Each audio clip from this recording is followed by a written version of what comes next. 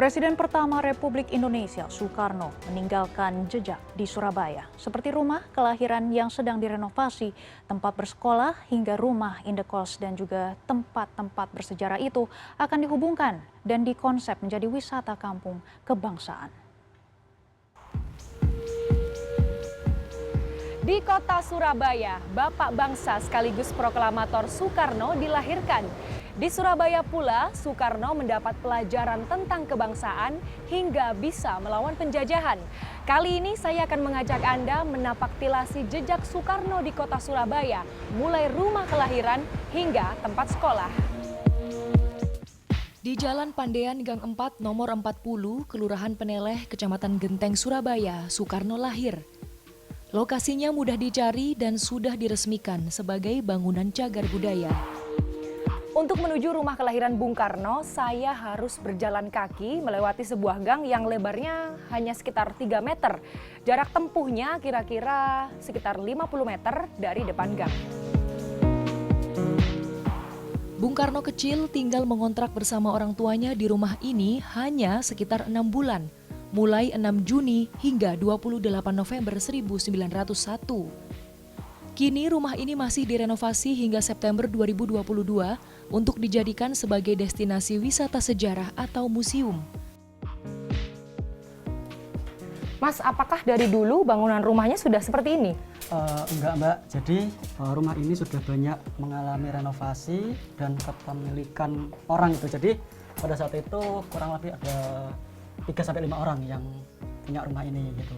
Dan pada waktu itu juga bentuk rumahnya nggak seperti ini. Jadi dulu ceritanya itu awalnya itu di bawahnya itu masih kayak bata gitu loh. Terus di atasnya baru papan gitu. Terus pada waktu itu juga ada satu kamar di bagian yang belakang sampai ini.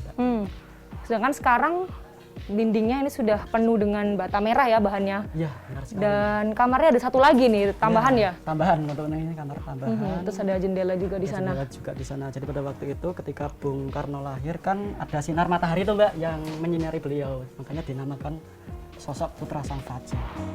Bung Karno dan keluarga kemudian pindah rumah karena ayahnya yang merupakan seorang guru dipindah tugas ke beberapa daerah lain di Jawa Timur.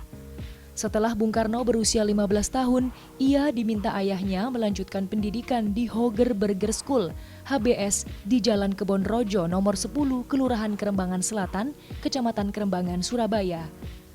Bangunan ini sudah diresmikan sebagai cagar budaya dan kini digunakan sebagai kantor pos pusat Surabaya.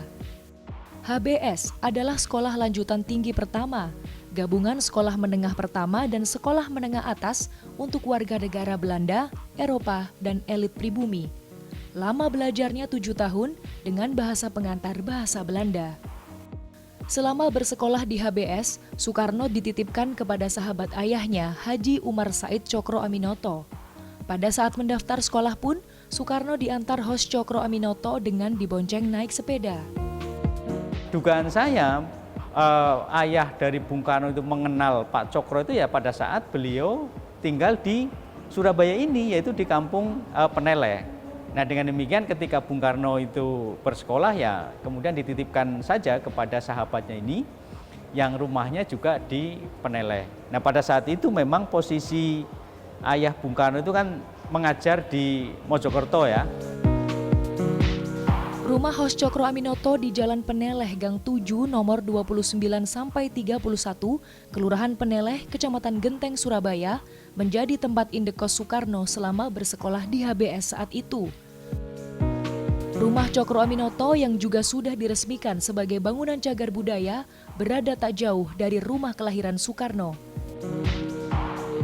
Di sini Soekarno membaca buku-buku dan secara tidak langsung mendapat didikan dari Cokro Aminoto.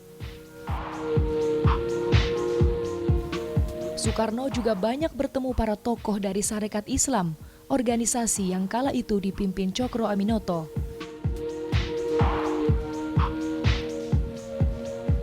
Pengetahuan dan rasa kebangsaan Soekarno tumbuh dari sini.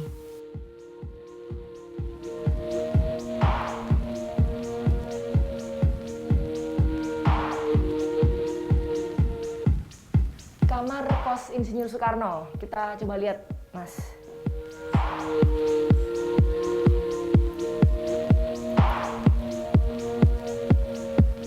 seperti ini kah Mas dulu kamar kos Bung Karno?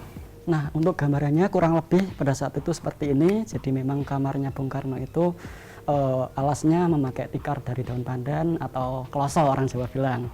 Dan pada waktu itu ada almari kecil, lalu ada gantungan baju. Nah, untuk almari kecil itu pada waktu itu pernah dipakai beliau untuk belajar berpidato meniru gayanya Pak H.O.S. Soekarno. Jadi ini jangan-jangan cerminnya? Ini kurang lebih seperti ini untuk bentuk cerminnya. Oh, karena Pak Cokro saat itu terkenal ya dengan pidatonya yang menggelegar hingga bisa membangkitkan semangat nasionalisme para pengikutnya. Benar sekali. Jejak Bung Karno di tempat-tempat bersejarah itu akan dihubungkan dan dikonsep menjadi wisata kampung kebangsaan. Generasi muda harus mendapat informasi yang akurat tentang Bung Karno untuk menguatkan rasa nasionalisme. Riwayat kemerdekaan Indonesia tak bisa lepas dari Kampung Peneleh. Bahkan pada bulan Juni atau bulan Bung Karno, doa bersama digelar di kampung ini. Kanza Tamarindora, Heru Dwi Sudarmanto, Surabaya, Jawa Timur.